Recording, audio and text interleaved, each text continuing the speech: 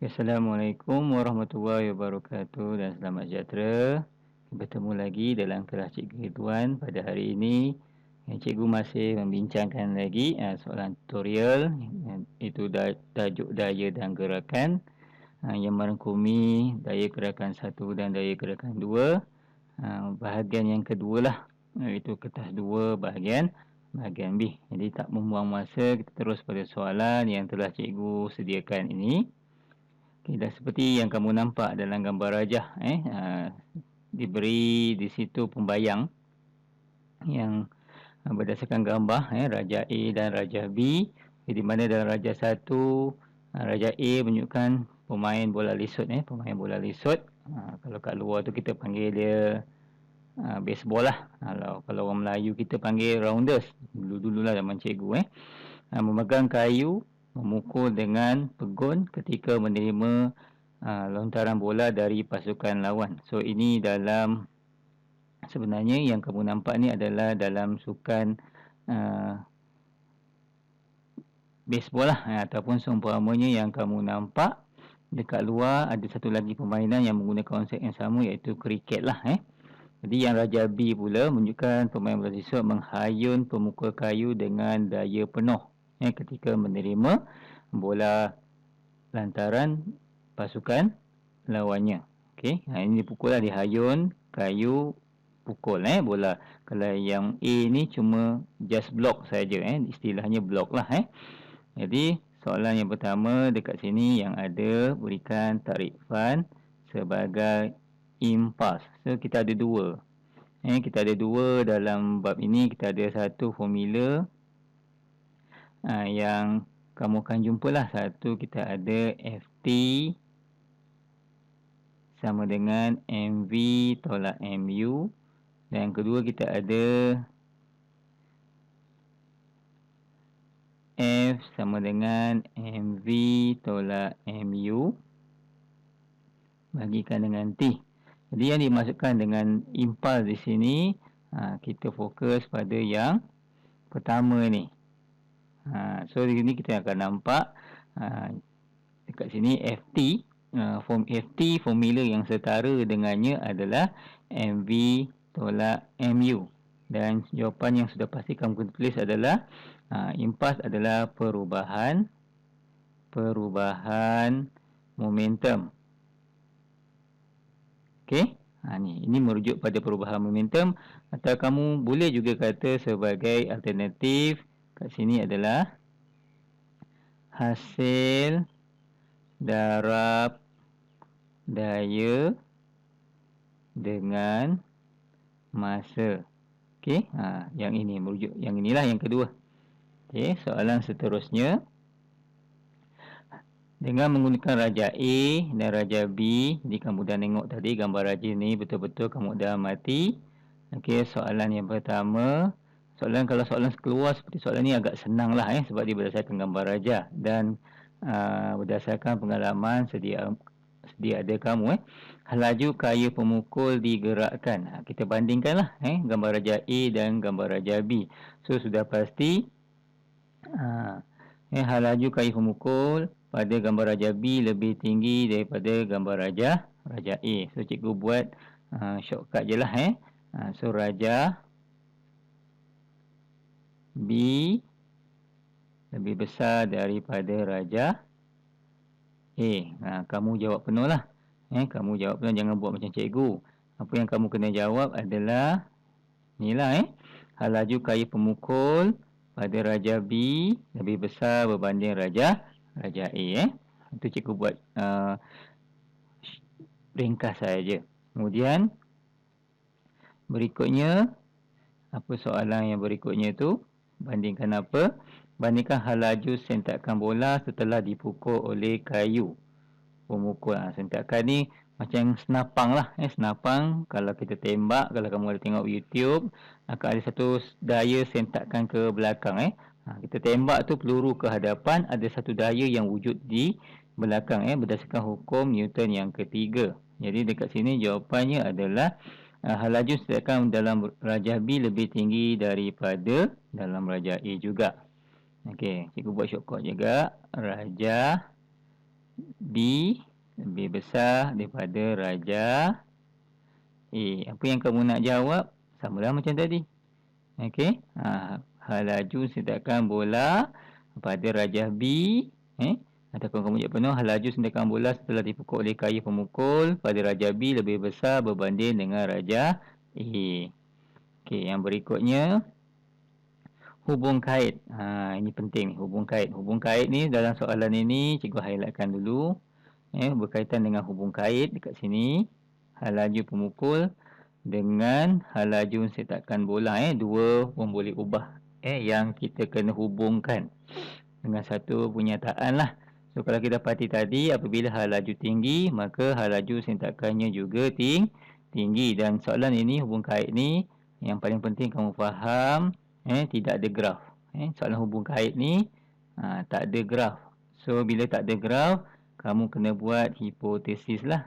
Kamu kena buat hipotesis. Jadi jawapan yang sesuai dekat sini adalah semakin tinggi laju gerakan kayu pemukul, semakin tinggi gerakan kayu pemukul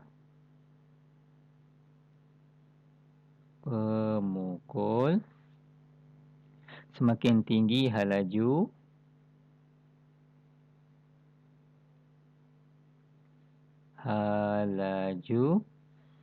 sentakan bola. Sentakan bola. Okey.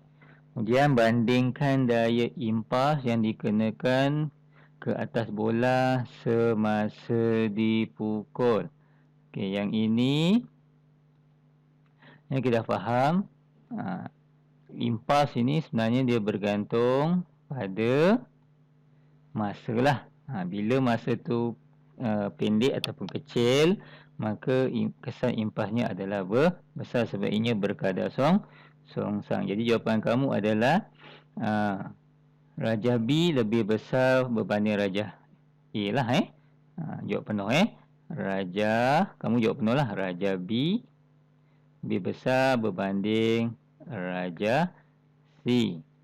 Daya impas yang dikenakan ke atas bola semasa dipukul bagi Raja B lebih besar berbanding Raja C. Kemudian didaksikan hubungan. Hubungan dekat sini, cikgu highlightkan dulu. Hubungan laju kayu pemukul dengan daya impas. Okey, apakah hipotesis yang kita kena buat? Semakin tinggi laju kayu pemukul, semakin tinggi laju kayu pemukul. Jadi jawapannya, sambungannya semakin besar daya impas ke atas bola. Okey, selesai soalan B lah. Kemudian yang berikutnya berdasarkan gambar rajah juga. Soalan 4 markah ni, kita lihat ahli taekwondo sedang memecahkan kayu yang dipegangkan oleh rakannya lah. Ini terangkan bagaimana, terangkan yang paling penting, maksudnya kamu kena terangkan sebaik yang mungkin. Bagaimana taekwondo itu mengaplikasikan konsep fizik dalam menghasilkan kesan seperti ini. So dalam konsep ini sebenarnya gerakan kaki, gerakan kaki ahli taekwondo ni begitu laju. Begitu laju dan begitu pantas. Masa sentuhan kaki pada kayu itu pendek, maka secara teorinya dia menghasilkan satu daya yang besar, kesan daripada impas yang wujud disebabkan masa yang pendek dan laju yang tinggi. Jadi terangkan. So terangkan ni kamu kena buat dengan orang kata dengan jelas lah, sejelas-jelas yang mungkin. Jadi yang pertama, apa yang berlaku kita lihat pada kaki itu, kaki atlet digerakkan dengan pantas. Kaki digerakkan dengan pantas. Okey, hasilnya apa? Tapak kaki terkena pada permukaan kayu yang keras dihentikan dalam masa yang singkat. Masa yang singkat diambil untuk menghentikan sentuhan kaki pada kayu. Okey. Apa lagi jawapannya? Kadar perubahan momentum yang besar berlaku perubahan momentum yang besar. Kenapa? Cikgu buat catatan sikit sini. Sebab faktor masa yang rendah. Sebab faktor masa yang rendah. Okey, yang keempat. Apa yang berlaku? Daya impas yang besar di jana. Daya impas besar terjana mengakibatkan kayu papan itu pecah. Ini adalah contoh bagaimana kamu nak menjawab soalan yang berbentuk 4 markah lah. Kamu kena mula daripada mula sampai akhir lah. Ini yang paling penting, kamu kena faham lah apa yang berlaku. Gambar itu kaitkan dengan hukum fizik dan apakah faktor-faktor yang menyebabnya berlaku kesan tersebut lah. Dalam kes ini, gerakan kaki, itu masa singkat, menghasilkan apa yang besar, dan kesan daripada yang besar tu apa yang berlaku. Okey, soalan berikutnya berkaitan dengan apa ni? Di tapak pembinaan. Penanam curucuk. Penanam curucuk yang digunakan di tapak pembinaan. Okey, soalannya menggunakan konsep fizik. Saya highlightkan konsep fizik. Terangkan kesesuaian teknik pengubahsuaian sesuai untuk menjadikan kerja menanam curucuk itu efisien. Jawapan adalah akan merangkumi aspek-aspek berikut. Ini aspek-aspek yang diberi dari segi tegangan tali, ketempatan pemberat. Tali yang inilah yang memegang curucuk, ketempatan pemberat yang menghentak curucuk ini. Kemudian luas ke rata rentas, besar ke kecil, dan enjin yang digunakan. So dalam kes ini yang kamu nampak, ini teknologi. Dia ada dua. Dulu menggunakan hentakan, yang kedua dia gunakan pressure lah. So yang pertama tadi, hentakan tu menghasilkan bunyi yang bising. Kalau menggunakan pressure, dia tekan tu hampir tak ada bunyi lah. Jadi cikgu dah sediakan jawapan di sini siap-siap. Cikgu dah sediakan sebab panjang juga. Dan cikgu nak paling penting, kenapa cikgu nak tunjuk adalah kat sini mesti jawab. Kertas 2 bahagian B dan bahagian C mesti ada kaedah yang dijawab dalam bentuk jadual lah. So tegangan tali yang pertama tadi untuk dapat 1 markah mesti tinggi lah. Tegangan tali yang tinggi. Poin dia kat sini. Tujuannya apa? Supaya pemberat yang dinaik turun dengan kerap disokong oleh bilangan tali yang minimum. Maksudnya ini yang paling penting. Supaya pemberat itu disokong oleh tegangan tali yang minimum. Okay, seterusnya kita ada pemberat yang tumpat. Pemberat yang tumpat, perkataan tumpat ni. So sesuatu pemberat itu yang tumpat tu memang berat lah maksudnya. Tujuan dia apa?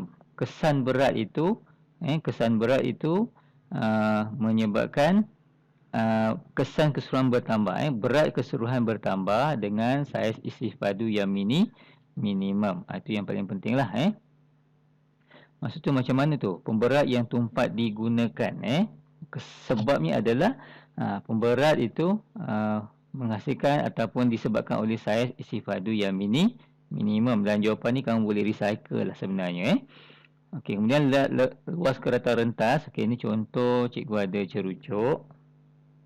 Cikgu buatlah gambar raja cerucuk. Ini cerucuk katakan di bahagian bawah ni tajam. Okey, ni yang dimaksudkan dengan apa tadi yang dimasukkan dengan ruas. Luas keratan rentas ni, bahagian atas ni lah yang akan bersentuhan dengan pemberat ni. Dekat atas ni ada pemberat. Dekat atas ni ada pemberat lah, ni contoh pemberat. Ni ada tali. Ada tali. Yang akan menghentam permukaan cerutuk, yang akan menyentuh pada luas permukaan cerutuk. So kita perlukan dekat sini adalah kita perlukan luas keratan cerutuk yang kecil lah. Okey, supaya yang kecil kita akan menghasilkan tekanan yang tinggi. Ni berdasarkan dari hukum tekanan lah. P sama dengan F per A. Apabila A ni kecil, maka tekanan ni tinggi. Kemudian kuasa enjin yang digunakan dekat sini berkuasa tinggi sebab ada nampak ni lah. Sebab pertama untuk jimat masa, cepat proses lah, dan kekerapan pemberat dinaik dan dilepas itu ditingkatkan. Maksudnya kekerapan tu ditingkatkan. Okey, yang terakhir kita ada dekat situ, pemberat dinaikkan tinggi sebelum dilepaskan. Okey, tujuannya tenaga kepayaan graviti tinggi tadi akan menukarkan tenaga kinetik tadi kepada tenaga kepayaan kepada tenaga kinetik. Seterusnya cerucuk tadi dapat ditanam. Okey, ini jawapan penuh lah. Ini contoh jawapan penuh untuk menghasilkan 10 markah. Cikgu tak tunjuk tadi kat mana dapat markah tu. Okey, ini satu markah. Markah yang kedua, markah yang ketiga, yang keempat, kelima, keenam, 7, 8, 9 dan 10. Jadi kalau murid tak mampu memberi keterangan, murid hanya menyediakan jawapan untuk teknik saja ni, yang cikgu tanda right ni, kamu betul 5 markah dekat sini lah. Ni yang paling penting. Keterangan ni cuba jawab. Keterangan ni cuba jawab sebaik yang mungkin lah. Dan yang bestnya, sekiranya teknik ni betul, keterangan salah, masih lagi dapat markah. Itu yang paling penting. Sebab tu cikgu cakap jawab. Perlu cuba jawab. Okay, soalan yang kedua. Okay, dekat sini bola plastisin, diberikan bola plastisin. Ada 2 dekat situ. 2 kental plastik, bola plastisin lah yang dekat sini dilepaskan pada ketinggian yang sama. Kesannya kita tengok dekat sini, satu pada kayu, satu lagi pada span. So pada kayu dan pada span, kita tengok span ni dia tenggelam lah. Okey, apakah yang dimaksudkan dengan momentum? Okey, kamu dah belajar dalam fizik juga apa itu momentum. Dari segi formula kita ada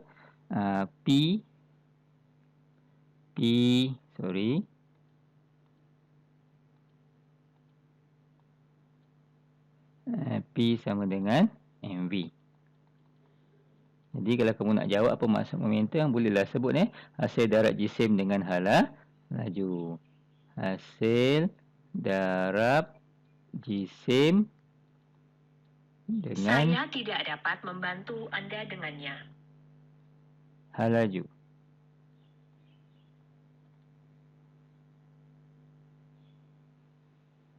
Okey, soalan berikutnya. Yang kedua. Okey, bandingkan bentuk berbola plastisin, permukaan kayu dan permukaan span. Okey, kat situ ada berapa ni? Bentuk satu, permukaan kayu dan permukaan span sebelum dan apabila bola plastisin menghempak kedua-dua permukaan itu. Kemudian hubung kaitkan perubahan bola plastisin dan kedua permukaan itu untuk membuat satu kesimpulan tentang konsep fizik. So ada 5 lah. Kat mana dapat 5 tu? Kat sini. Satu. Kat sini satu jelas. Kemudian sini 2 ni. Kayu dan span 2, 3, 4 dan juga 5. Jadi cikgu dah tuliskan jawapan siap-siap kat sini. Okey, kena ikutlah kehendak soalan. Bentuk bola plastisin lebih lepeh apabila menghentam. Lepeh itu sebab dia menghentam permukaan yang keras lah. Lepe itu perlu menghentam permukaan kayu yang lebih tegar atau keras berbanding permukaan span yang lembut. Dah jawablah. Kemudian, apabila berbola plastik menghempak permukaan kayu, masa untuk berhenti lebih singkat. Itu kesan dia lah kenapa bola tadi kalau kita lihat dia jadi lepe lah. Kemudian ini mewujudkan kesan dia kenapa wujud daya impas yang besar. Untuk kemudian seterusnya kita ada hubung kait tu. Apabila bola partisi menghempak permukaan span terpesok ataupun tenggelam. Okey, dan terakhir sekali kita akan tengok untuk soalan. Okey, yang kat sini 1, 2, 3, 4 ni kita pilih.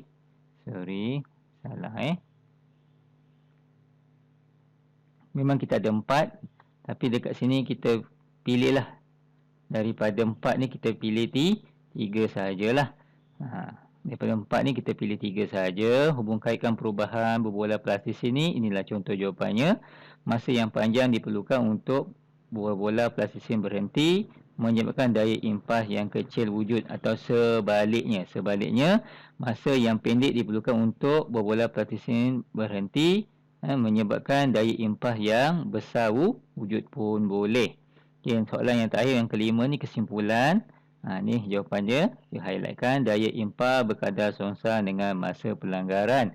Iaitu kita ada dari segi formula kita ada F sama dengan MV tolak MU bagi T. Jadi jelaslah daya impas berkadar songsang dengan masa. Okey, soalan B.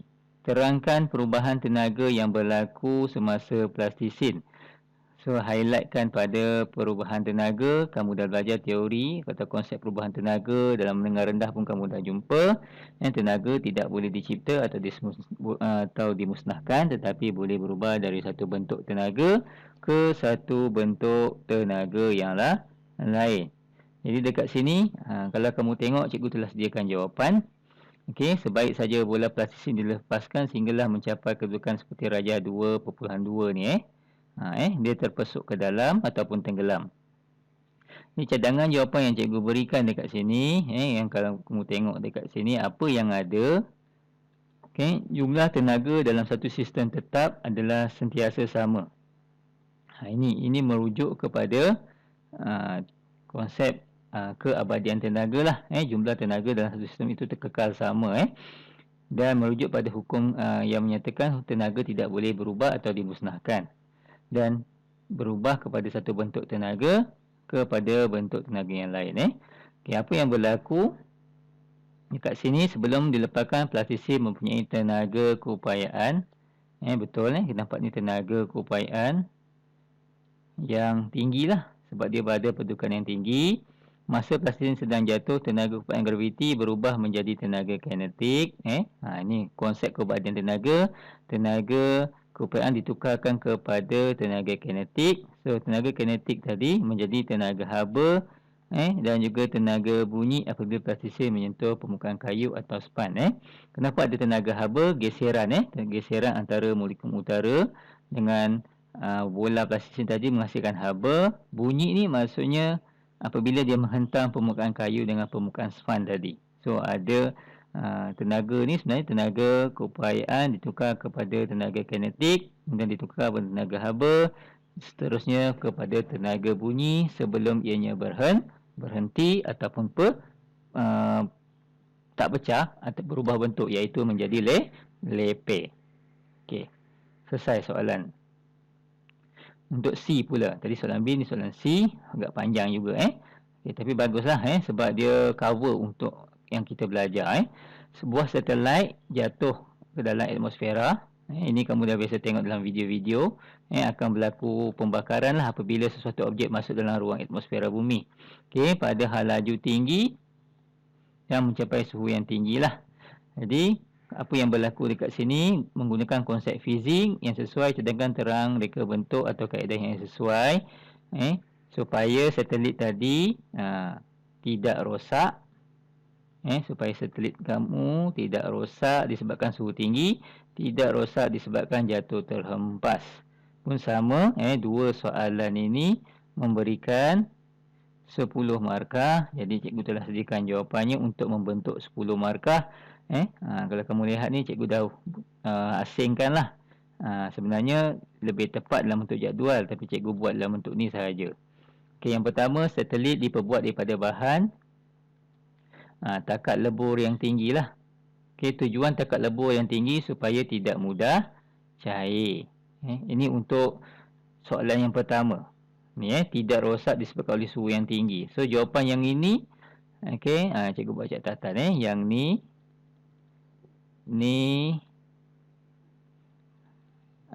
adalah untuk suhu yang tinggilah. Untuk suhu yang tinggi. Dia direka supaya berbentuk tirus. Ada perkataan tirus itu. Tujuannya mengurangkan geseran udara dengan permukaan satelit tadi.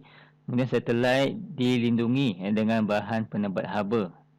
Dilindungi dengan bahan penebat haba, agar kat sini haba tidak masuk ke ruang dalam satelit lah. Okey, untuk soalan yang kedua tadi berkaitan dengan tidak rosak apabila terhempas. Okey, yang pertama, bahan dibina daripada bahan berketupan rendah untuk menghasilkan daya impas yang kecil lah semasa ianya terhempas. Diperbuat daripada bahan yang tegar, ringan dan kuat, tidak mudah pecah atau kemek, dan dipasang payung terjun untuk mengurangkan rintangan, dan seterusnya lajunya menjadi berkurang. Okey. Soalan yang ketiga dan soalan yang terakhir untuk hari ini. Kita ada soalan ni.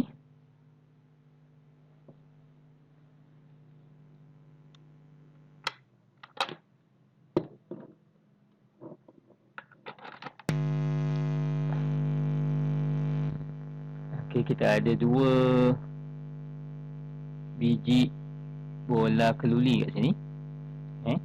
Yang diletakkan di atas spring M dan spring yang di atas spring M dan spring apa ni? Spring N tertinggal ni. Ada N. Spring M dan spring M. Jadi kedua-dua spring adalah kenyal dan dipasang pada permukaan mendatar.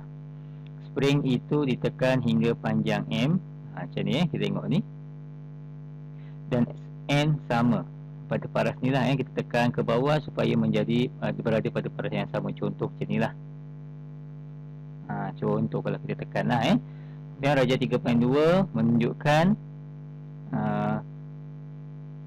tinggi maksimum yang dicapai oleh berbola itu apabila apabila tangan dilepaskan. Andaikan spring M dan spring N adalah daripada bahan yang sama, diameter gegelung yang sama dan panjang asal yang sama.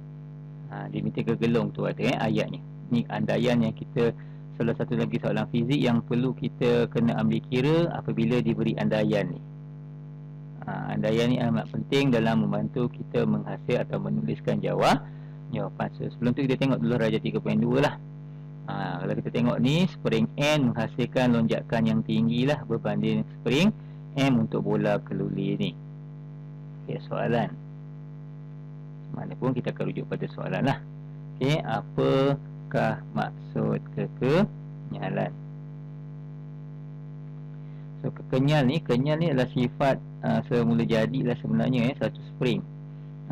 Sifat bahan membolehkan sifat cikgu tulislah. Sifat bahan yang membolehkan sifat bahan yang membolehkan suatu objek kembali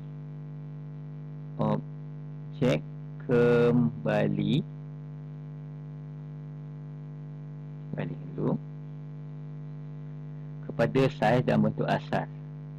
Kepada saiz dan bentuk asal. Ya, apabila daya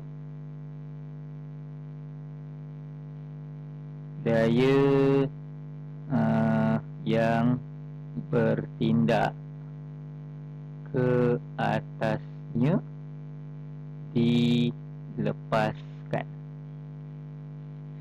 Okey, itu maksud kekenyalan.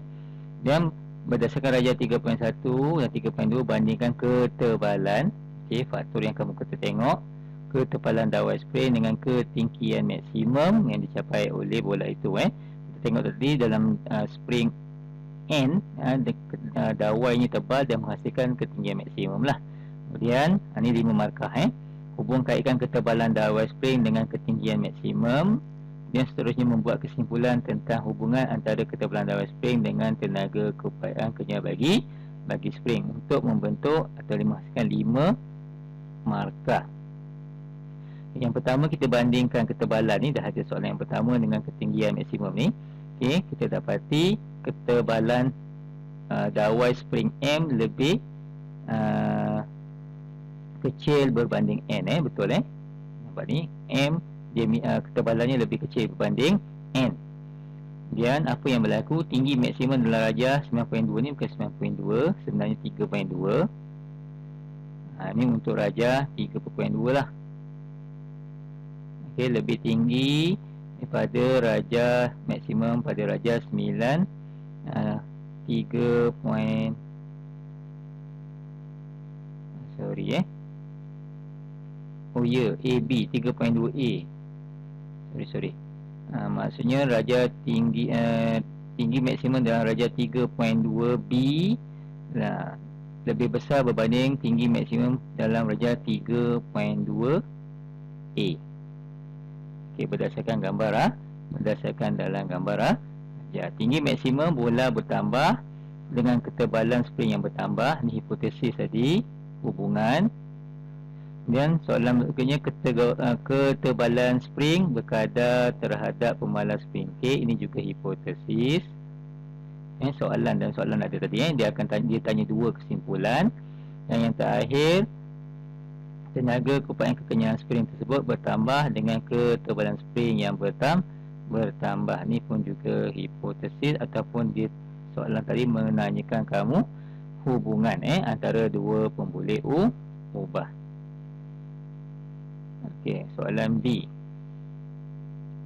Okey, berdasarkan daya-daya yang digunakan untuk memanfaatkan spring dalam rajah 3.1A dan 3.1B. Okey, ini soalan berdasarkan gambar rajah juga. Okey, spring yang mana tu? Bandingkan F1, F2, beri sebab jawapan. Okey, kat sini kita tengok. Kalau kita tengoklah sebenarnya kenapa bandingkan gambar rajah dengan gambar rajah tadi. Okey, sudah pasti F1 ni lebih kecil berbanding dengan F2 lah. Sudah pasti ianya lebih kecil. Sebabnya apa? Sebab spring B tadi 3.2B tu dibuat dawai yang lebih tebal. Sebab spring rajah spring kalau kamu tak nak berdasarkan gambar rajah, kamu boleh buat spring N. Sebab spring N mempunyai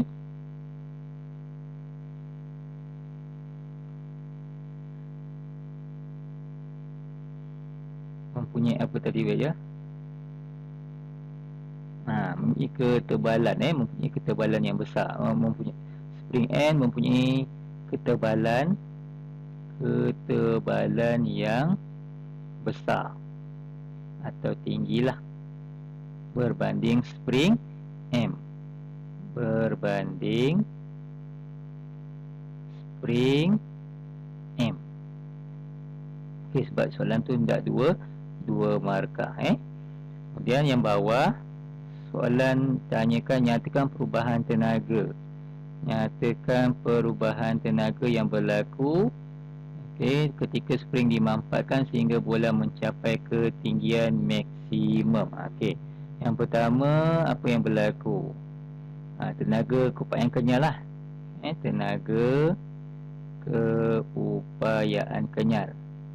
Kita tekan spring tu. Kemudian kita ada tenaga, apabila dilepas dia ada tenaga kinetik lah. Tenaga kinetik. Okey. Kemudian bila dia naik atas ada tenaga keupayaan graviti. Tenaga upayaan graviti.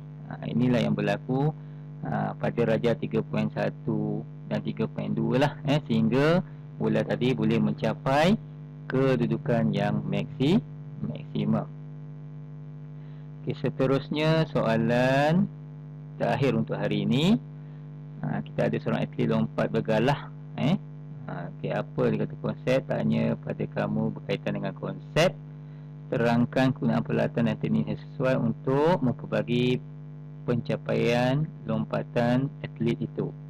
Okey, jawapan kamu mestilah berdasarkan pakaian atlet, berdasarkan pergerakan, galah yang digunakan dan juga keselamatan atlet inilah. Jadi cikgu seperti biasa, cikgu dah sediakan jawapan juga. So pakaian ketat dan ringan. Ketat dan ringan supaya ada dua sini kamu boleh pilih. Okey, mengurangkan geseran udara, membolehkan atlet itu memecut dengan mudahlah. Dan kalau kamu nak buat dua-dua, pastikan dua-duanya betul. Kemudian bergerak dengan pantas atau memecut supaya meningkatkan tenaga kinetik dan juga momentum.